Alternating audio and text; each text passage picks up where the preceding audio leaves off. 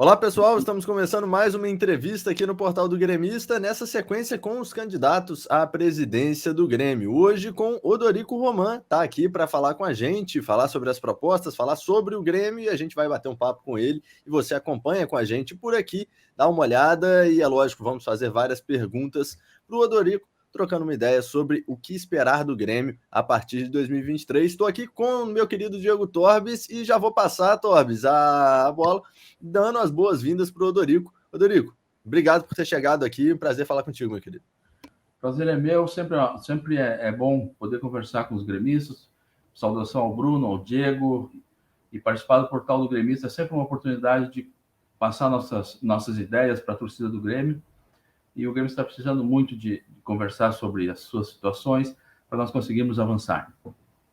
Exatamente. O Torbes, quer puxar a primeira? Pode mandar ver se quiser.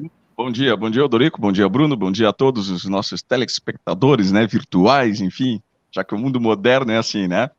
Bom dia. Odorico, agora com a proximidade da primeira eleição, né? A primeira eleição que é muito importante, né? A proximidade dessa primeira eleição e também, infelizmente, né, nós estamos vivendo um momento muito conturbado na história do clube, né? Que é essa questão da segunda divisão e também os problemas dentro de campo, como nós vimos no jogo de ontem contra o Novo Horizontino.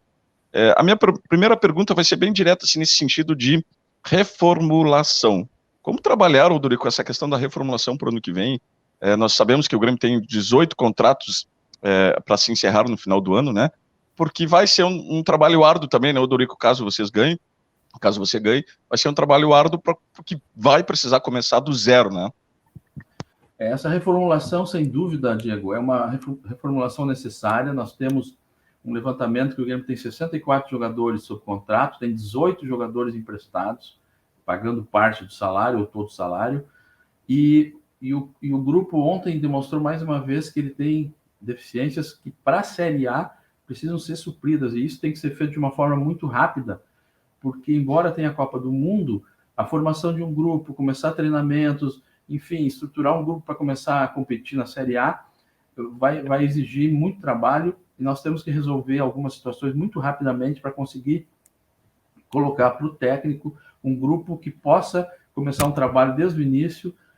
Eu imagino que começar a Série A com um grupo incompleto para ir formando ao longo da competição não vai ser uma decisão boa. É preciso, o mais rápido possível, colocar o grupo todo à disposição do treinador. Só perguntando, Bruno, eu já vou aproveitar que o Odorico falou em treinador. O Renato é o ficha 1? Exato. O Renato, sem dúvida, é um treinador com quem eu tive a alegria e o prazer de trabalhar em 2016 e 2017. Fomos muito vencedores juntos, Copa do Brasil, Libertadores da América, um treinador identificado com a torcida, um treinador que tem todas as condições de ser o nosso comandante do vestiário para 2023. Ô, Dorico, seguindo nessa linha de planejamento e montagem, quero te fazer duas perguntas. Vou fazer a primeira, depois eu faço a segunda na sequência. Primeiro, sobre a montagem. Acho que é uma questão importante da gente abordar, né? O Torbes já conversamos sobre isso, inclusive. Na questão da montagem, ô, Dorico, o Grêmio hoje tem um orçamento, nesse ano especificamente de 2022, um orçamento muito reduzido em relação ao do ano passado, ano que o Grêmio caiu. E a gente vê que a folha salarial é uma das questões que a torcida mais bate na tecla, né? Que é uma folha salarial muito alta para o desempenho que o Grêmio tem. O Grêmio não conseguiu reduzir essa folha para o valor que imaginava, tem disparado a folha mais alta da Série B e vai precisar de uma reformulação muito grande para estruturar e para fazer um time mais certeiro para 2023. Rodrigo, como reduzir a margem de erro nessas contratações para montar um time que vai precisar mudar tanto e ainda assim vai ter uma pressão para ser competitivo na Série A no ano que vem? Bruno, eu penso que a política salarial do Grêmio ela é equivocada, porque se nós observarmos, o Grêmio não consegue. O Grêmio contrata jogadores e quando esses jogadores deixam a desejar e o Grêmio necessita vender ou emprestar, o Grêmio não consegue vender jogadores ou emprestar sem que pague parte dos salários. Isso é um indicativo muito claro de que o Grêmio está pagando mais do que o mercado. Então, esse é um primeiro ponto importante. Isso faz com que a folha fez com que a folha ficasse inflada realmente, e o Grêmio teve dificuldade muito séria para conseguir reduzir, porque não conseguindo repassar os jogadores, acabou ficando com essa despesa. Nós temos que acertar na contratação, é muito caro. Eu tenho dito que é muito caro errar em futebol, porque o futebol se tornou um esporte muito com orçamentos gigantes. E o que precisa ser feito é o uso de dados. Nós temos que usar a ciência de dados, fazer análises criteriosas, temos que ter um corpo de analistas muito qualificado, temos que ter um executivo de futebol que conheça o mercado, que conheça jogadores, que tenha relacionamento com os clubes, para conseguirmos contratar os jogadores que queremos a um custo razoável, sem inflar a folha da forma como foi nos últimos anos. Torbes, pode mandar ver. Bruno, o Dorico entrou numa questão muito interessante. Eu gosto muito desse assunto, né? O Dorico, nós sabemos, né, que é impossível acertar 100%. Não existe. Ninguém acertou 100% em contratações, nem diretor executivo, diretor de futebol, treinador, enfim, né? Mas como se faz, né, para diminuir essa margem de erros, né, para que ela não seja tão alta? Porque o Grêmio, desses últimos anos, né, de 30 contratações, nós tiramos uma, no máximo 2, que realmente deram o rendimento esperado para o clube. É uma taxa muito alta, né, Dorico? Sim, é uma taxa de erros muito alta. O que acontece, Diego, é que como é que funciona uma contratação de jogador usando ciência, usando os recursos que se tem disponíveis hoje? Você analisa o mercado, ou entra uma sugestão de jogador, ou o clube tem condições, com as plataformas que existem, de verificar jogadores que podem atender às necessidades. Tem que ser feita uma análise exaustiva de dados para identificar se efetivamente aquele jogador vai suprir as necessidades que se quer suprir. A partir disso, tem que ser feita observação de campo. Para isso, tem que ter bons analistas também de campo para verificar o comportamento do jogador. E, posteriormente, como última etapa, ou pode ser até de forma paralela, se fazer uma análise comportamental do jogador, se obter informações do jogador, como ele se comporta como atleta, se ele tem alguma questão que pode prejudicar o rendimento em campo. Então, é um todo de informações que se analisa e se checa para finalmente bater o martelo e escolher o jogador. É possível que, fazendo tudo isso, ainda se tenha algum erro, porque às vezes o jogador está desempenhando bem num clube, quando chega no outro não se adapta por alguma razão, mas não é possível errar tanto como o Grêmio errou nos últimos anos. Eu lembro que em 2017 nós trabalhávamos com um orçamento muito restrito, porque embora fosse um orçamento grande, né, nós tínhamos jogadores sendo pagos ainda de rescisões anteriores, de anos anteriores, e nós não tínhamos recursos para contratar. E fizemos análises exaustivas, buscamos jogadores com base na necessidade que o plantel tinha, que o grupo tinha, e a partir daí contratamos praticamente sem aquisição de direitos econômicos. Quase todos os jogadores que vieram só com a questão de luvas, alguns, outros nem luvas, eram jogadores que estavam disponíveis, e conseguimos montar um grupo que foi campeão da Libertadores, com jogadores que na época, quando vieram, foram contestados e depois acabaram botando a faixa de campeão da Libertadores. Então é possível fazer um grupo forte, fazer um grupo que possa competir sem fazer grandes investimentos. Claro que se houver recursos, serão investidos prioritariamente no futebol. Ô, Dorico, acho que exemplos, né, que a gente pode usar sobre essa frase, essa última frase que você falou, foi a própria tentativa do Grêmio no ano passado de fazer investimentos maiores com Rafinha e Douglas Costa. Acabou que nenhum dos dois deu certo e o Grêmio acabou caindo. Mas ainda sobre essa questão que você falou, de usar a inteligência, fazer todo um mapeamento, uma análise para trazer os reforços e reduzir, então, essa margem de erro, né? A gente sabe, tem essa ciência de que toda contratação é de fato assumir um risco, mas a fim de reduzir essa margem, e principalmente, Odorico, em trabalhar para o clube, antes de qualquer outra coisa, a gente teve algumas indicações nessa temporada. A gente tem algumas contratações que são indicações diretas do Wagner Mancini. O Nicolas, por exemplo, é um jogador que é indicação do Mancini, deu certo. Agora, a gente tem também o Janderson, que é um jogador que não consegue apresentar um rendimento e é muito criticado e tem um desempenho muito abaixo. Foi uma indicação direta de um treinador, o Dorico. Eu estou usando esse exemplo para entrar justamente nessa questão de do clube ter um mapeamento e do clube trabalhar junto com o treinador e não correr esse risco de repente, receber uma indicação e ir só por essa indicação, sem passar por essa análise, sem passar por esse mapeamento, e depois a gente viu o que aconteceu, né? O Mancini deu 30 dias, saiu do Grêmio, Janderson segue por aqui, Benítez bateu e voltou, também foi impedido do Mancini. Como é que fica essa questão e como fazer esse planejamento em conjunto com o treinador, atendendo às demandas, mas sem prejudicar o clube em si?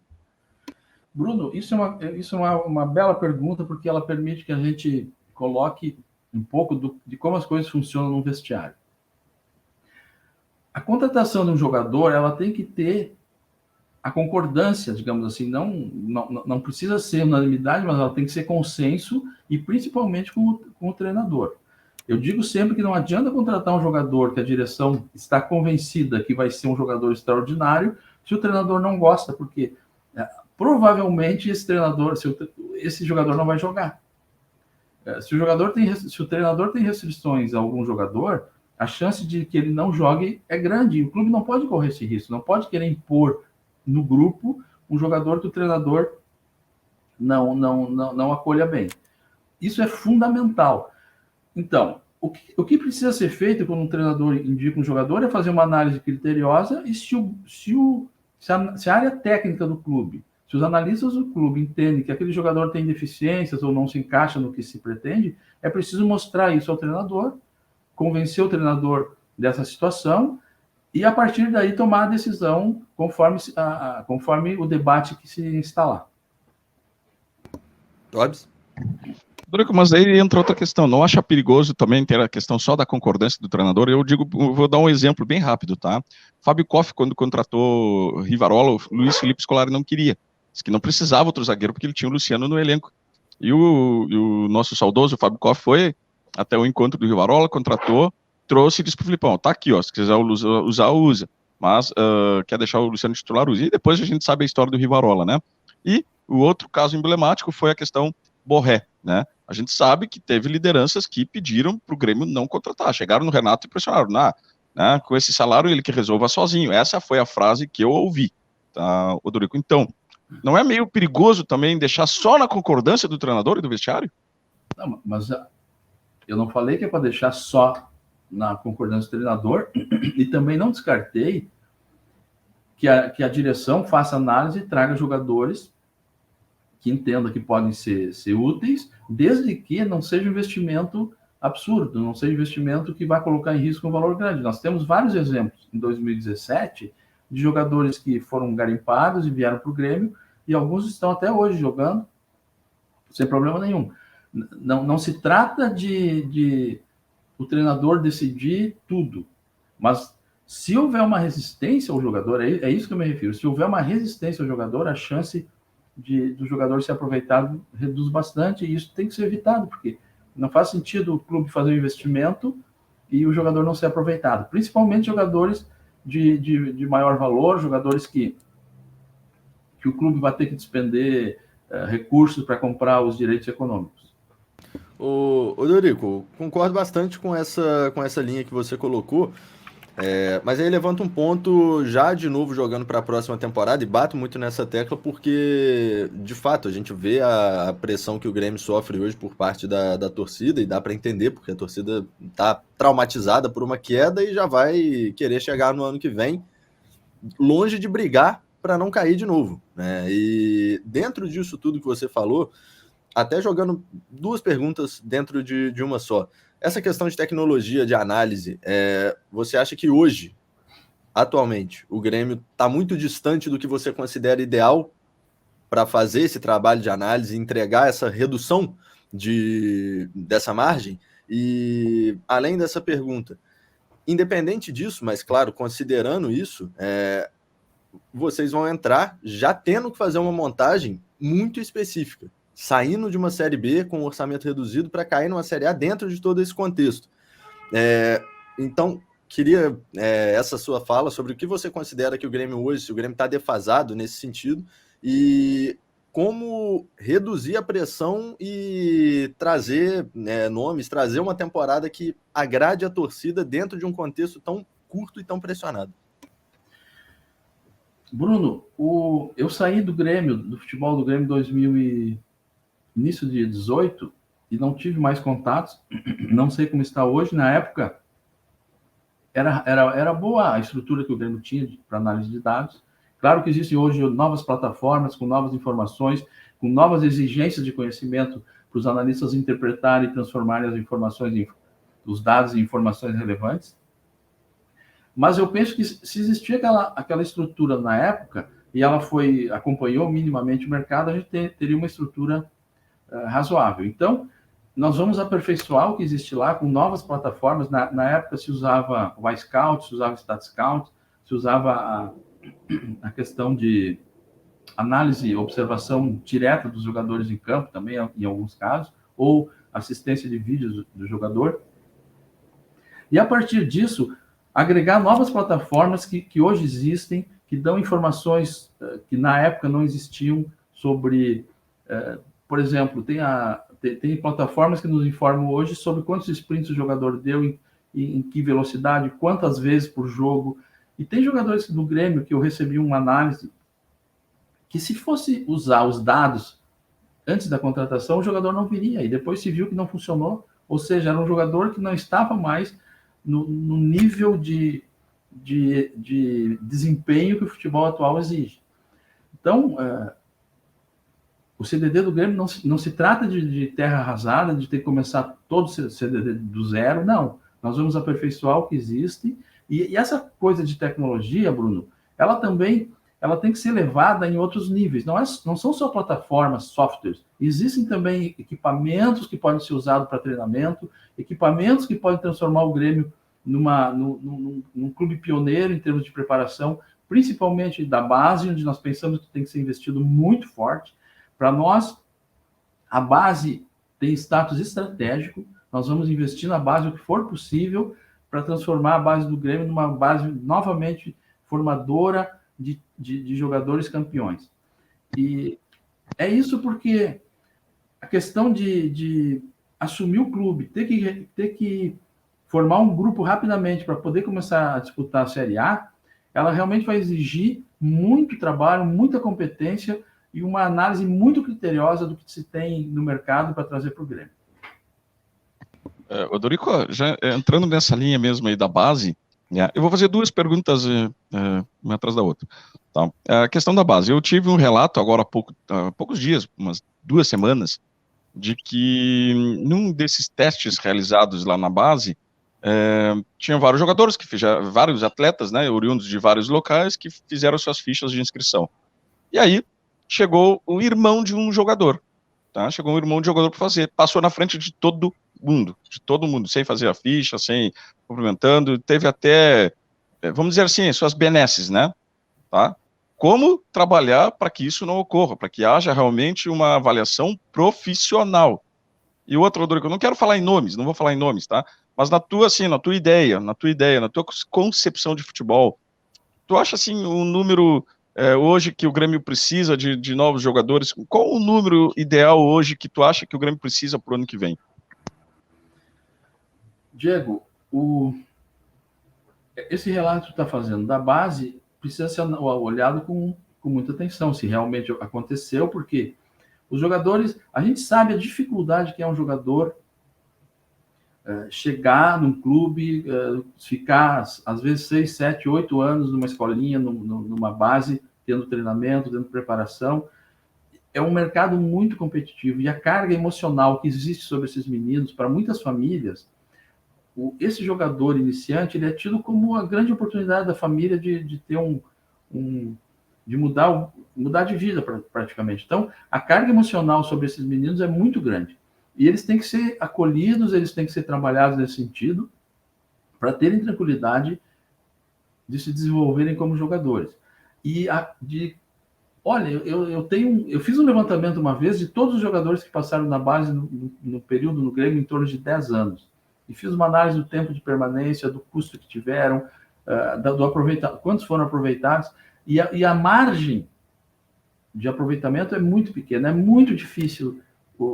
Se nós olharmos do ponto de vista de quantidade de jogadores que buscam uma base de um clube profissional para se formarem e se tornarem efetivamente profissionais, é muito pequena.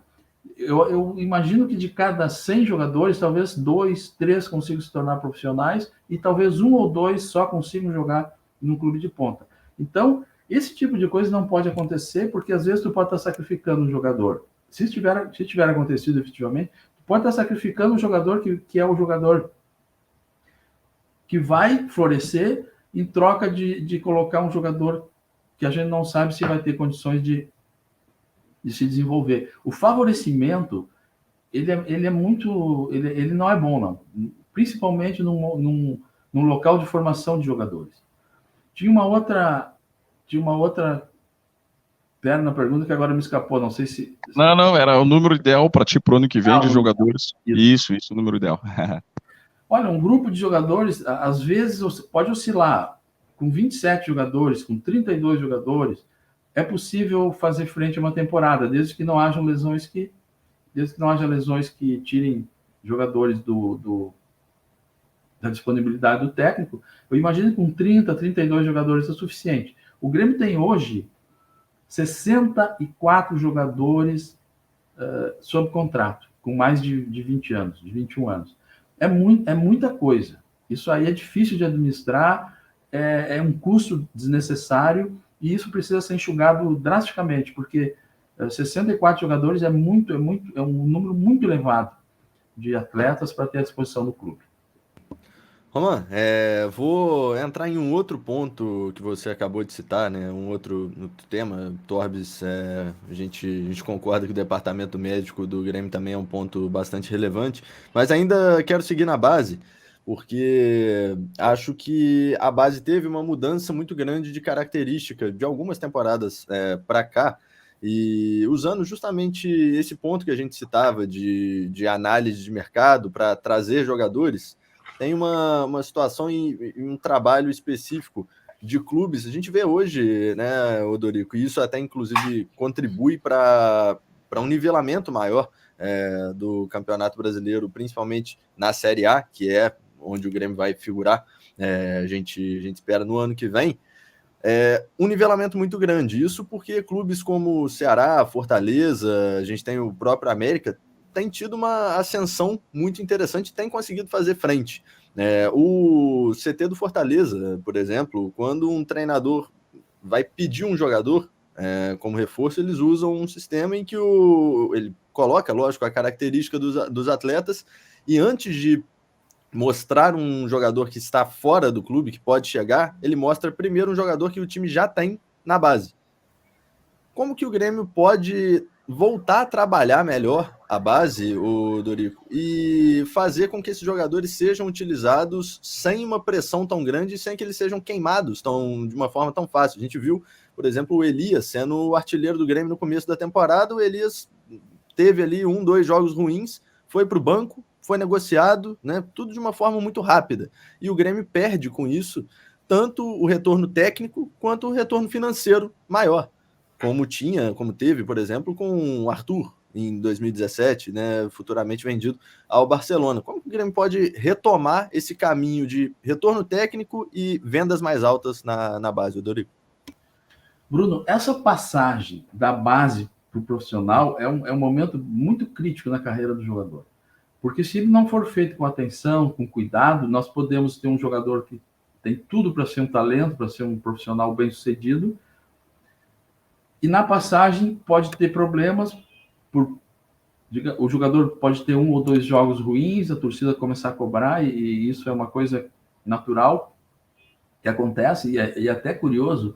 Muitas vezes os torcedores pedem para usar base, jogadores de base, e quando o jogador menino entra num jogo e erra, ele é cobrado imediatamente e não tem a tranquilidade para se desenvolver. Então, essa passagem ela tem que ser feita com muito critério, com muito cuidado.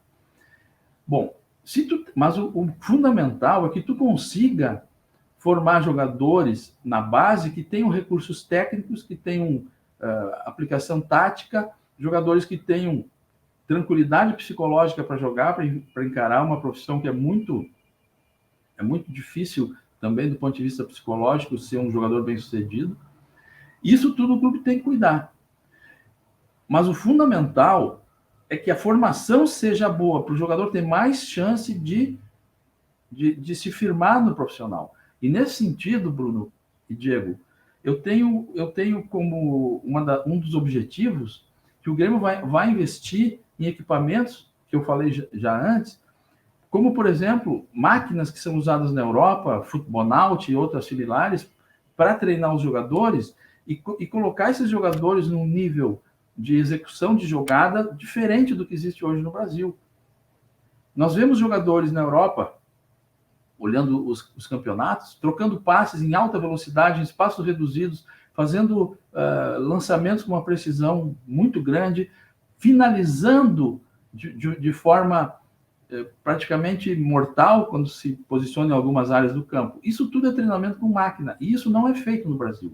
E eu pretendo que o Grêmio seja pioneiro nisso, e nós consigamos fazer da base do Grêmio uma base com maior referência do que já é, porque a base do Grêmio sempre foi muito bem considerada.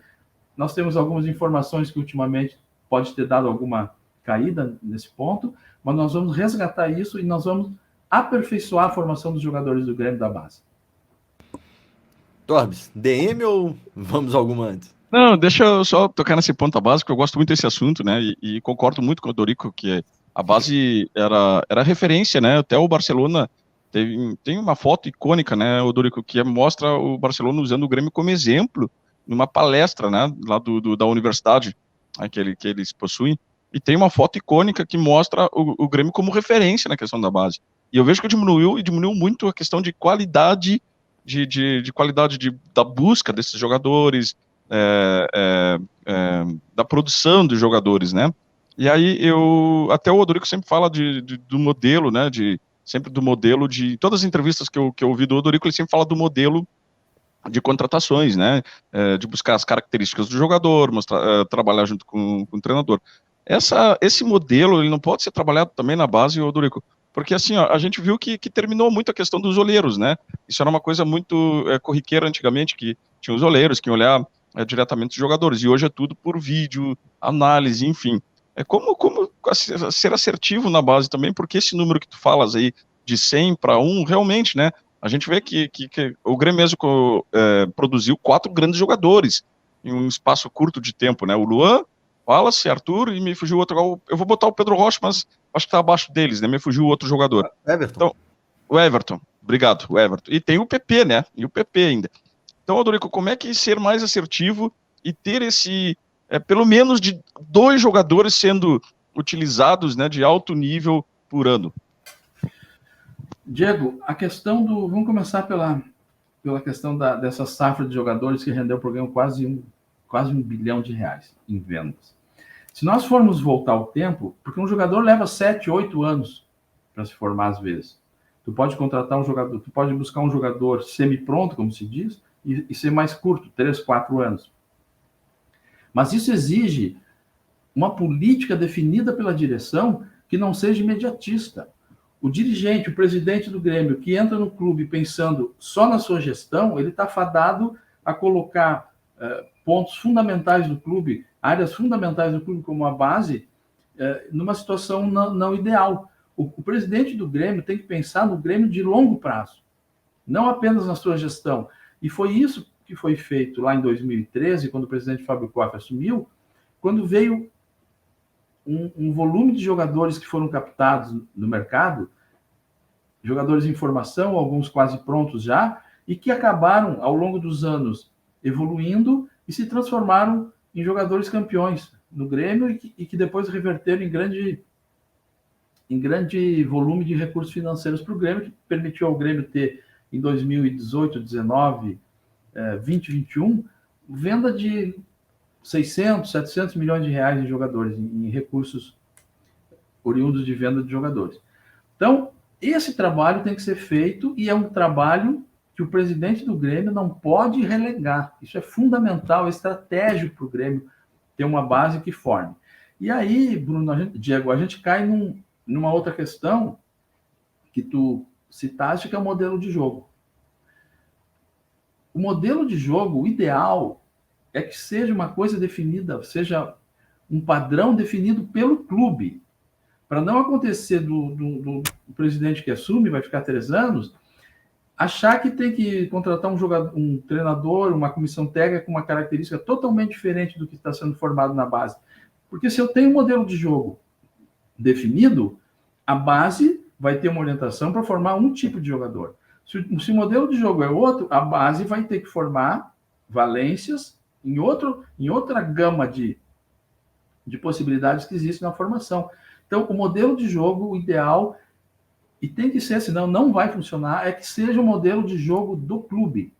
E isso também é importante que seja definido. Eu imagino que o Grêmio necessita fazer um debate no Conselho Deliberativo, que é quem é responsável por acompanhar o planejamento estratégico do Grêmio, que também é uma outra questão relegada, mas que tem que ser tomada. O Conselho Deliberativo fazer o debate, definir o modelo de jogo, e a partir desse modelo de jogo, que os maiores clubes do mundo fazem e tem, fazer a formação, filtrar treinadores que vêm. O treinador tem que ser aderente ao modelo de jogo, e não traz um treinador que tem um tipo de visão do futebol, depois muda, traz outro completamente oposto, um jogo propositivo, um jogo reativo, e assim o clube fica sempre caminhando, andando em círculos, e não consegue evoluir na questão de ter uma formação adequada para aquilo que espera que vá ser usado no profissional.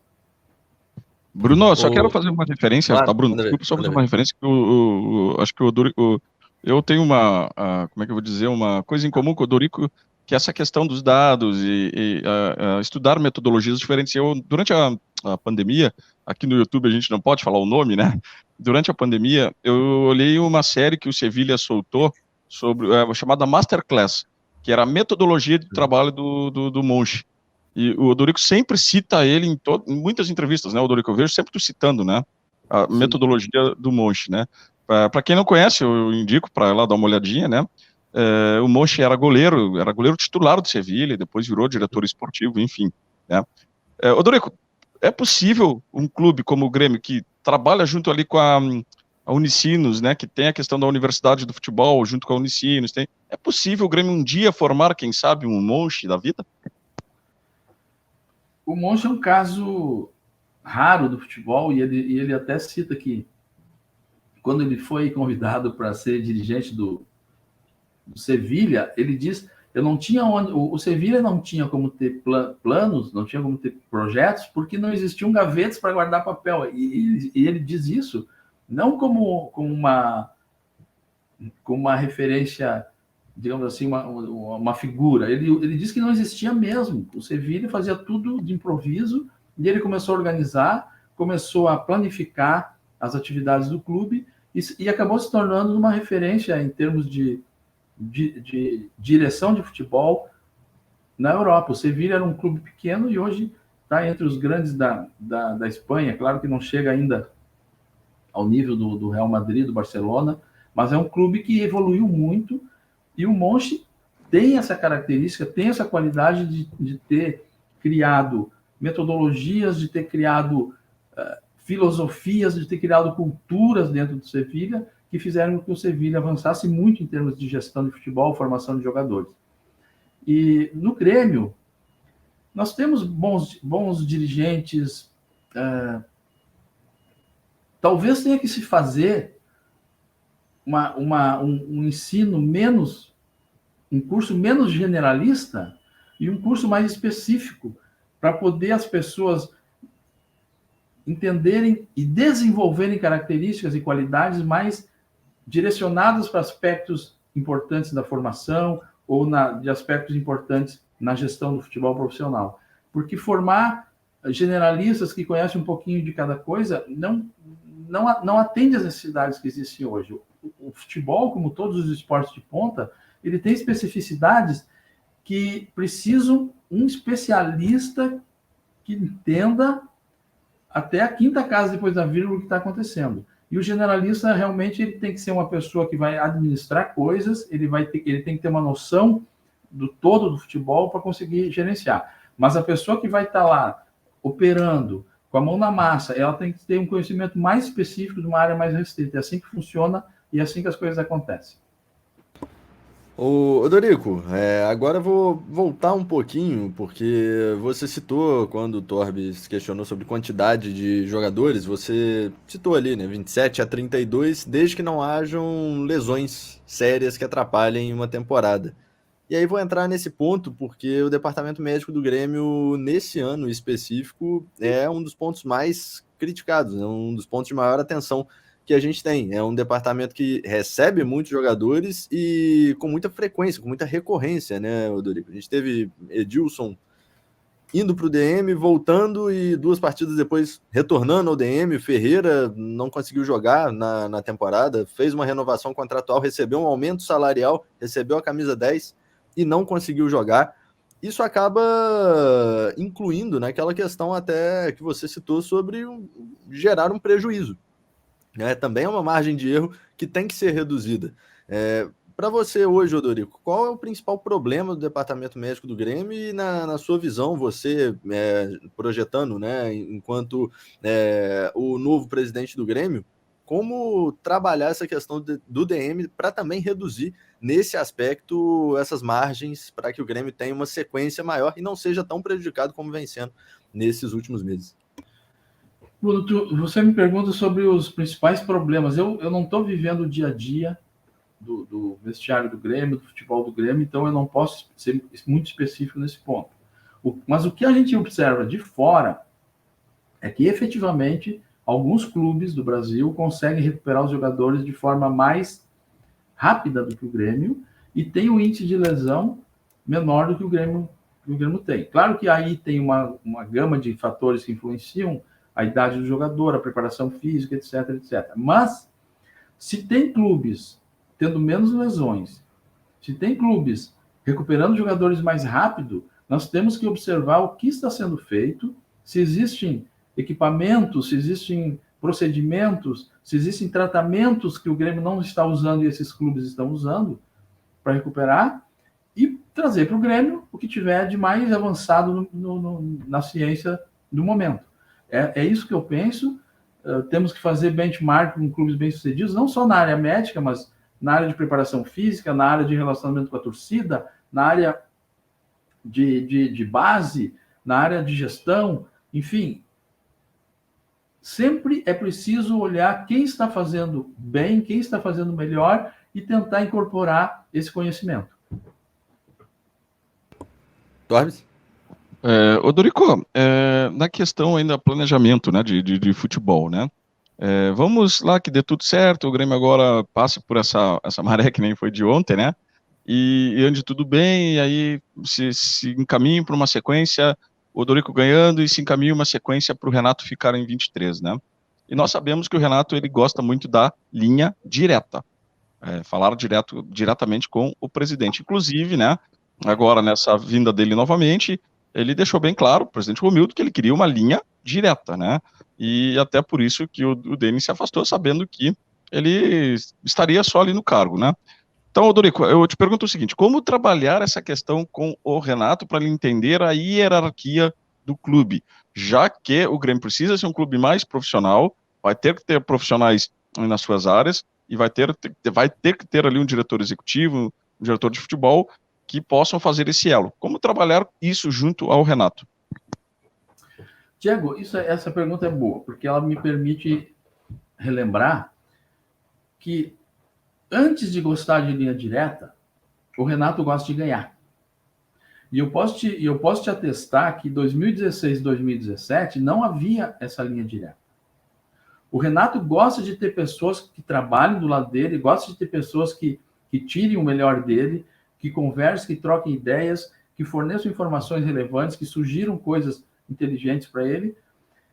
Se ele não tinha isso depois que nós saímos, talvez tenha se criado essa linha direta com o presidente. Se houve um vácuo dentro do departamento de futebol, se houve uma falta de estrutura para dar suporte para o Renato, me parece que ele, com o apetite que ele tem por vitórias, ele tenha tentado fazer o que era possível para conquistar mais títulos, para fazer o Grêmio vencedor.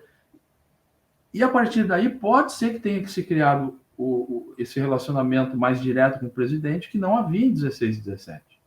Esse relacionamento tão direto assim. Então, o que vai se fazer no vestiário do Grêmio é dar estrutura, dar suporte para o Renato, porque o Renato, com uma estrutura boa, com suporte bom, a gente sabe onde ele faz o time chegar. Rodrigo, na questão de planejamento do clube como um todo, a gente cita aqui vários pontos, né, que são extremamente relevantes. A gente já falou de base, já falou do departamento médico, já falou de escolha de jogadores. Para você, hoje, dentro desse cenário atual que tem o Grêmio, mesmo olhando de fora, e você, enquanto projeto, a sua ideia para o Grêmio a partir da próxima temporada, o que é o ponto inicial de maior atenção que o torcedor pode esperar que você vai dar um grande foco já logo de cara? Bruno, nós temos no nosso plano de gestão dois pontos que são basilares, que é futebol e torcida. Então, os pontos que nós vamos atacar prioritariamente é formar um grupo de jogadores capazes de entrar em 2023 e nos dar uma certa tranquilidade para trabalhar, para dar uma tranquilidade para o clube, para a torcida em relação ao desempenho no campo. Isso é fundamental. E a outra questão é resolver alguns temas recorrentes de relacionamento da torcida que está muito desatendida. A torcida do Grêmio vem sendo desrespeitada, tem questões relevantes. E eu não me refiro só à questão da biometria, que é um absurdo, como é feita a biometria no Grêmio e como é feita a biometria em outros estádios, que é diferente. O modelo de controle biométrico implantado na Arena, ele não existe em outros estádios do Brasil, e nós precisamos rever isso para ter igualdade.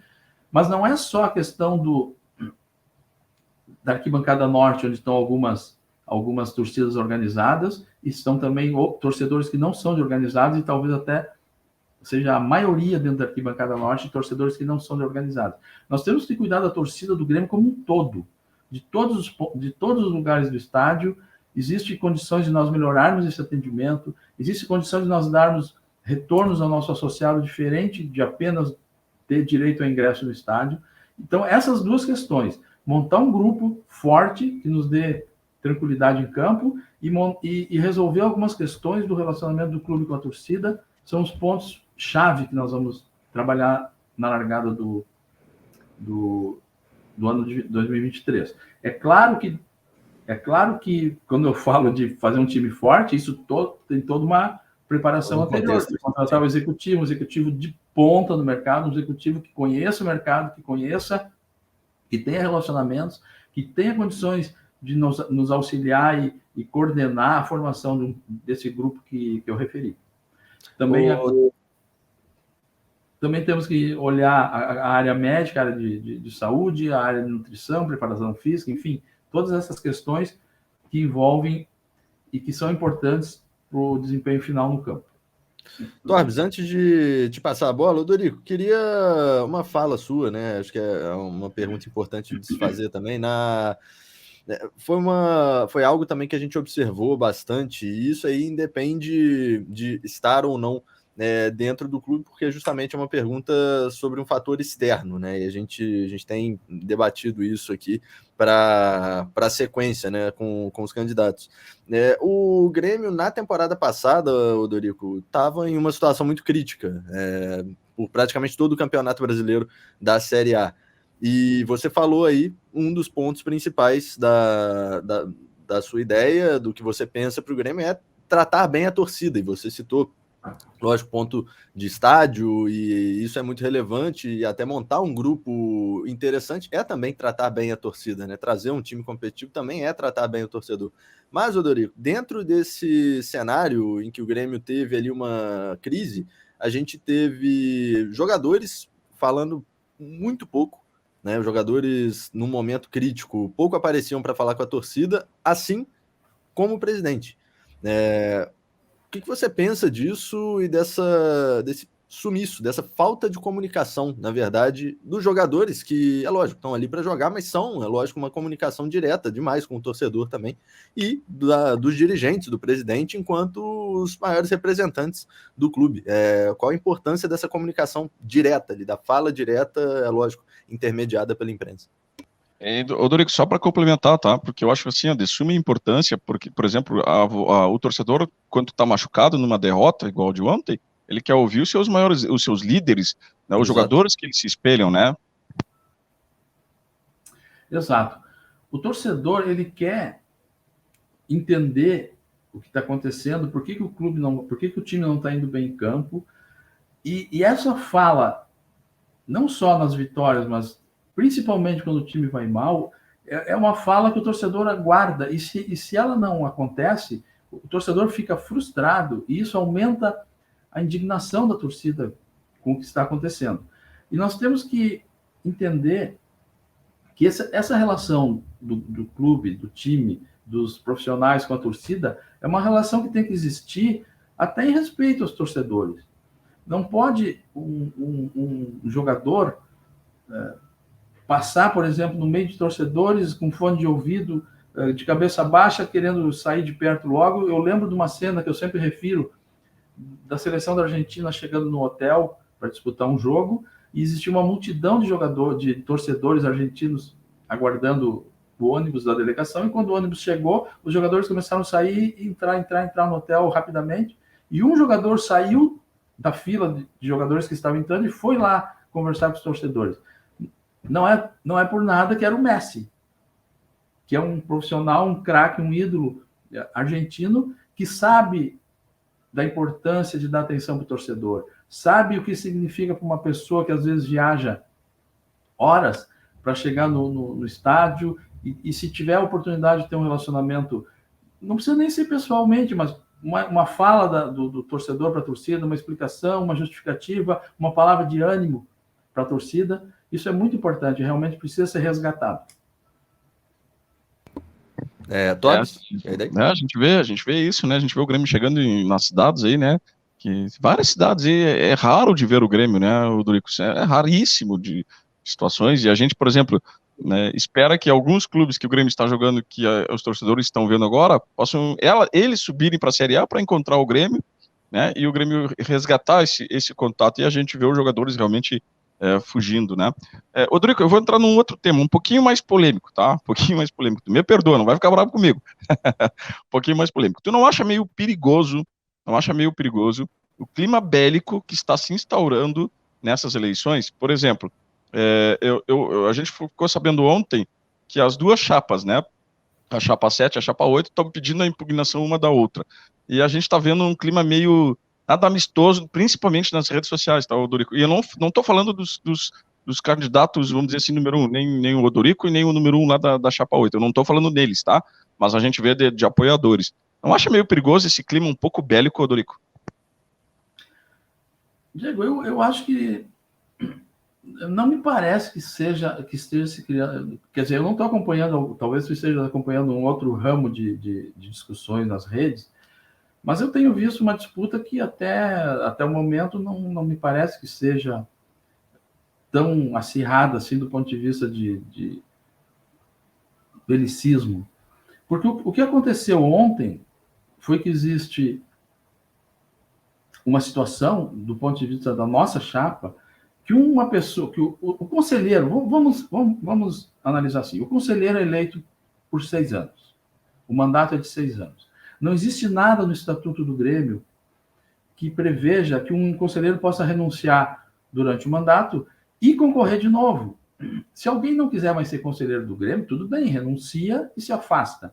Agora, renunciar para competir de novo, para concorrer de novo, apenas como forma de ganhar visibilidade eleitoral, isso é um desrespeito em quem votou nele lá atrás. Nos torcedores que elegeram a chapa, por exemplo, no caso específico, entrou na chapa do presidente Romildo em 2019, no chamado Chapão, e agora renunciou para concorrer de novo e ter visibilidade dentro de uma chapa nova. Vamos imaginar uma situação limite. O Estatuto prevê que o Grêmio tem 300 conselheiros eleitos. Vamos imaginar que 150 que se elegeram na última eleição renunciem porque acham que agora tem uma oportunidade de alongar de ganhar um novo mandato e ao invés de terminar em 2025, terminar o mandato em 2028.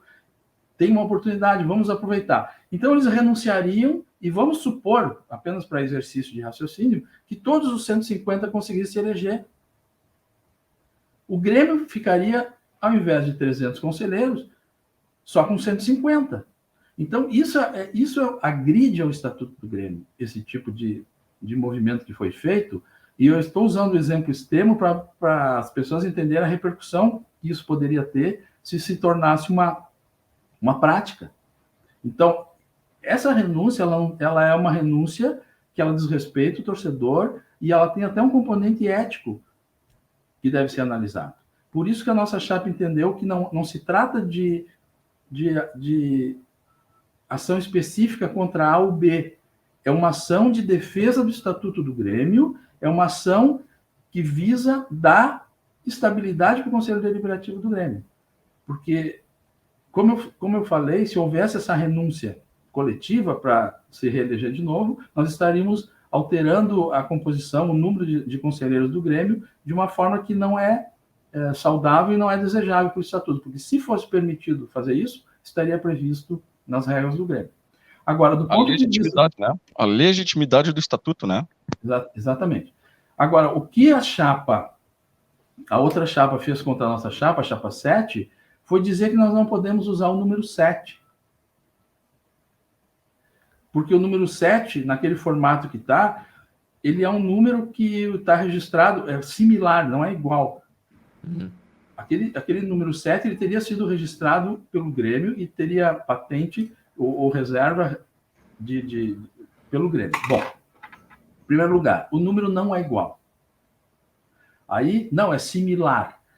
Aí eu pergunto, se nós tivéssemos usado o número cheio, iam dizer que era o número 7 igual ao número da camisa retrô. Nós não usamos o número cheio, usamos um outro número que não é igual ao registrado, e aí dizem que não pode porque é similar ao registrado. Então, qual é o desejo? Que a gente usasse números romanos para indicar chapa? Não podemos usar o número 7, fomos sorteados para usar o número 7.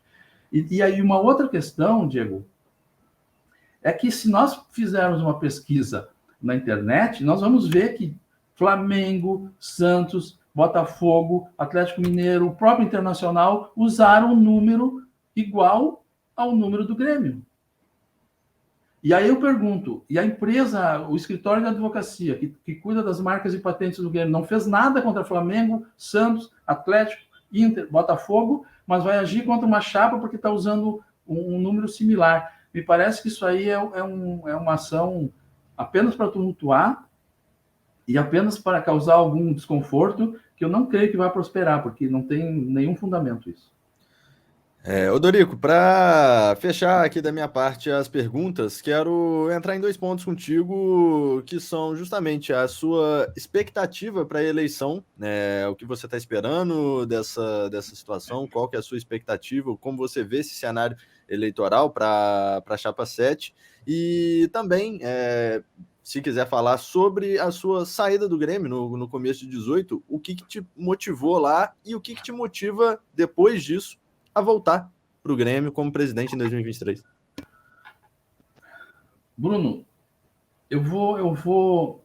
Bem, em primeiro lugar, eu gostaria de dizer que tudo isso que eu falei, essas ideias, esses planos, essa forma de enxergar um clube de futebol, fazem a plataforma que nós defendemos na Chapa 7, que vai ser votada agora no dia 24 de setembro pelos torcedores.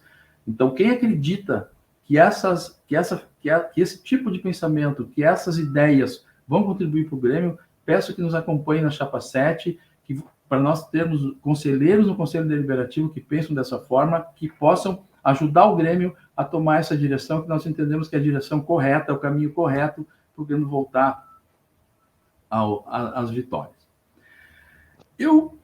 Bruno, eu entrei no Grêmio em 2013 como vice-presidente do presidente Fábio Koff. Trabalhei em 2013 e 2014. Eu cheguei a me aposentar do meu emprego, eu trabalhava no Banco do Brasil. Eu me aposentei eu antecipei a minha aposentadoria para conseguir dedicar mais tempo ao Grêmio. E foi isso que eu fiz junto com o saudoso presidente Fábio Koff, uma pessoa que me ensinou muito, aprendi muito com o presidente Fábio Koff. Depois, posteriormente, eu fiz parte do primeiro mandato do presidente Romildo, 2015-2016, como vice-eleito também. E é importante que se diga aqui que o trabalho do Conselho de Administração, dos vice-presidentes eleitos, ele é um trabalho não tão intensivo como o trabalho de um vice de futebol, que se dedica. Claro, um vice de futebol que se dedica. Então, existe uma reunião semanal, eventualmente alguma outra reunião, e a demanda pelo tempo das pessoas não é tão grande como no futebol. Quando eu fui ser diretor de futebol em 2016 e ganhamos a Copa do Brasil, e depois fui convidado para ser vice-presidente de futebol em 2017, nesses 15 meses, a intensidade do trabalho é muito grande. Em 2017 ganhamos a Libertadores de uma forma tão linda e tão emocionante como foi a conquista da Copa do Brasil. Nosso time, naqueles 2 períodos, naqueles 15 meses, foi um time que encantou a todos. E esse trabalho de vice-presidente de futebol é um trabalho muito árduo para quem efetivamente deseja exercer um cargo como tem que ser. Eu passava, às vezes, Diego e Bruno, eu passava alguns dias, algumas semanas, mais tempo fora de Porto Alegre do que em Porto Alegre.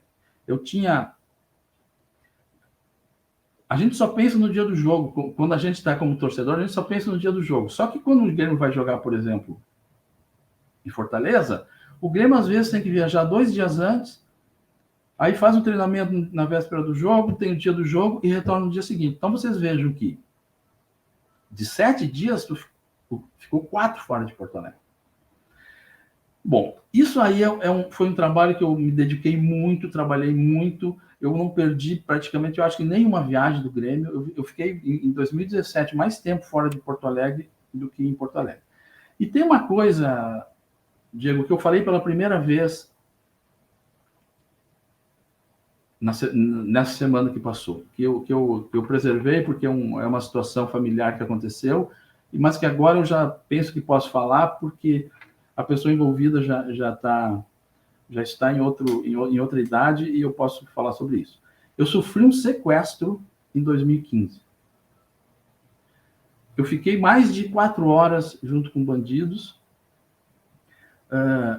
E quando eu fui sequestrado, eu tinha um filho de 10 anos que estava junto. E ele conseguiu fugir. E eu fiquei, então, em torno de 4 horas com esses bandidos. E aquilo foi uma coisa que, claro, uma criança teve efeito emocional sobre ela. Eu não vou entrar em detalhes, até para preservar uma criança maravilhosa, um filho. Os meus 3 filhos são pessoas muito queridas e tranquilas hoje. Só que acontece o seguinte: nesse período que eu era vice-presidente eleito, eu podia dar atenção, eu podia estar mais junto com meus filhos, com a minha esposa. Só que em 2017, com essa intensidade de viagens, de treinos, porque eu ia, quando tinha treino no CT, eu ia em todos os treinos. E se tinha treino de manhã e de tarde, eu ia de manhã e de tarde. Nesse ano 2017, realmente, eu me afastei de uma forma que eu percebi que não podia continuar, porque, afinal de contas, eu já estava no Grêmio desde 2013, trabalhando, mas 2017, realmente, eu tinha essa questão que tinha acontecido, que quando eu me dei conta, eu estava convivendo menos com essa pessoa, com essas pessoas, com meus filhos, e com esse meu filho querido que estava junto quando aconteceu, e eu pensei que eu precisava dar mais atenção. Então, eu estou contando isso, talvez, pela primeira vez num site gremista. Eu já conversei com uma repórter do jornal de Porto Alegre sobre isso, saiu uma matéria sobre isso. Então, o que aconteceu em 2018, quando eu disse que tinha uma questão familiar, tem por trás esse acontecimento, que foi um acontecimento que eu não desejo que aconteça, que ocorra com ninguém, porque é um momento muito traumático a gente ficar horas convivendo numa situação de risco, uma situação de dificuldade, e depois retornar e recuperar todas essas coisas e dar um valor que essa convivência tem. Então, vamos colocar aqui um ponto nessa questão de só dizer de forma vaga que era uma questão familiar, e agora eu já posso falar porque meu filho já está com quase maior de idade e eu penso que é possível, sim, explicitar isso agora. E forte, né, Bruno? Forte porque isso marca, né, o Dorico marca demais e até aquela coisa, né, quando tu ia para... Eu tenho certeza disso, que quando o Dorico ia para os treinos do Grêmio ou se dirigir à própria arena, sempre com receio, né, o Dorico, no caminho, fica, né, ficam as marcas, né, e da minha parte, o Dorico se emocionou bastante, desejo a vocês aí muita força, né, e que isso sirva apenas de combustível de superação, né, que tenho certeza que vocês fizeram isso. E da minha parte, para encerrar, Dorico, eu gostaria de perguntar sobre a questão dos sócios do interior. Como dar um pouquinho mais de valorização ao sócio do interior que, invariavelmente, sempre quando é convocado, né, utilizando a expressão do Renato, sempre quando é convocado, ele comparece e ele está ao lado do Grêmio.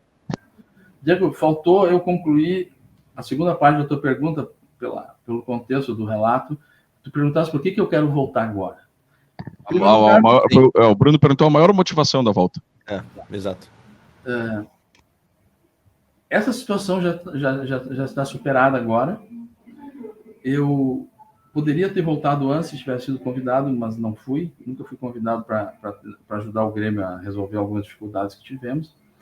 E Bruno, eu sou economista de formação, cursei pós-graduação em finanças, sou mestre em administração de empresas, trabalhei no Grêmio durante alguns anos, conheço o Grêmio, a parte administrativa do Grêmio, tive passagem pelo futebol, então eu imagino que eu convivi com o presidente Fábio Koff, eu convivi com pessoas dentro do Grêmio experientes que me deram muito conhecimento, e eu penso que eu acumulei conhecimento suficiente para agora contribuir com o Grêmio como principal gestor do Grêmio, como presidente.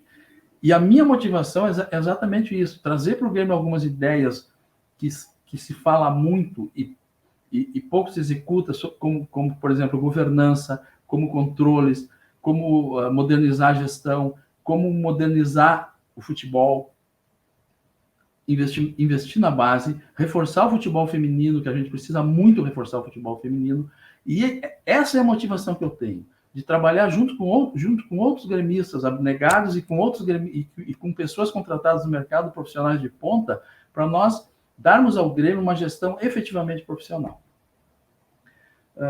Sobre a questão da torcida do interior, eu morei no interior muito tempo. E eu acompanhei o Grêmio durante muitos anos, por rádio, por televisão, e eu sei eu conheço o sentimento do torcedor do interior com relação ao clube. A gente sabe que o torcedor de Porto Alegre, mais acostumado ao estádio, às vezes encontra jogadores na rua, no shopping center. O torcedor que vem do interior, muitos, quando vem pela primeira vez o time, é um dia inesquecível, é um momento de emoção indescritível até para alguns. E nós precisamos dar atenção a esses torcedores. Nós precisamos que esses torcedores do interior tenham do Grêmio uma atenção maior com relação a retribuições que o clube possa dar, benefícios que o clube possa dar, situações que o clube propicie para eles encontrarem jogadores, para eles visitarem o estádio, se sentirem mais em casa no estádio. Uma das coisas que eu tenho ouvido nas conversas que tenho feito, passei por Santa Maria, por Bento Gonçalves, por Rio Grande, por Pelotas, por Guaíba, por Eldorado, enfim, conversei com o pessoal de Butiá, de Minas do Leão, conversei com o torcedor em Tramandaí, domingo vou a Capão da Canoa conversar com gremistas. As pessoas, muitas sugerem que o torcedor do interior tem uma mensalidade diferenciada porque vem menos a jogos. Nós temos que olhar isso e analisar a possibilidade. Isso já existiu no Grêmio e deixou de existir porque o critério para remuneração, para mensalidade ser menor, era apresentar o endereço do interior. E muitas pessoas burlavam isso, infelizmente, a maioria acaba prejudicada, colocando o endereço de um parente para ter a mensalidade menor. Uma coisa que me ocorre que pode ser feita, é uma questão de analisar se do ponto de vista de tecnologia é possível, é fazer, por exemplo, o torcedor que tem débito em conta numa agência do interior, a mais de, digamos, sempre a maioria das vezes a referência é 200 quilômetros, numa agência do interior, no seu nome, no seu CPF, a mais de 200 quilômetros de Porto Alegre, tem uma mensalidade diferenciada. Aí tu sai da questão do endereço e tu entra numa questão de uma conta bancária, que é um pouco mais difícil de fraudar, que eu digo de burlar, do que um simples endereço que pode ser usado. Então, são ideias que existem, são sugestões que eu ofereci para as pessoas e elas acharam que são boas, e formas de nós termos esse tipo de retribuição para o torcedor. Ô, Dorico. Gostei muito da ideia, viu? Gostei mesmo. Sim. Obrigado. Sim, curti também, o Torbes. Ô, Dorico, para a gente fechar, então, caminhando contigo, queria um recado seu para a torcida do Grêmio, e que tá para eleger o novo presidente a partir de 2023. A torcida do Grêmio vai se manifestar votando em 2 momentos esse ano. No dia 24 de setembro, quando vai eleger 150 conselheiros e 30 suplentes no Conselho Deliberativo. Nós temos a nossa chapa 7, futebol e torcida juntos. Aqui estão os nossos compromissos com a torcida do Grêmio. São ideias que vão colocar o Grêmio em outro patamar, e se o torcedor acredita nessas ideias, entende que são essas ideias as ideias melhores para o Grêmio, nosso plano de gestão é um plano que tem recebido muitos elogios. Eu peço que a torcida do Grêmio, que o associado do Grêmio que vai votar no dia 24, vote na chapa 7, para nós fazermos um número bom de conselheiros e dar sustentação a esse projeto que nós estamos apresentando ao torcedor do Grêmio, ao associado do Grêmio. Posteriormente, a torcida do Grêmio vai votar, se houver mais de 2 candidatos que passem pela cláusula de barreira para o Conselho Deliberativo, provavelmente isso vai acontecer. Vai haver a segunda eleição onde o sócio se manifesta em novembro. Ainda existe uma dúvida se seria o dia exato dessa eleição, mas vai ser na primeira quinzena de novembro.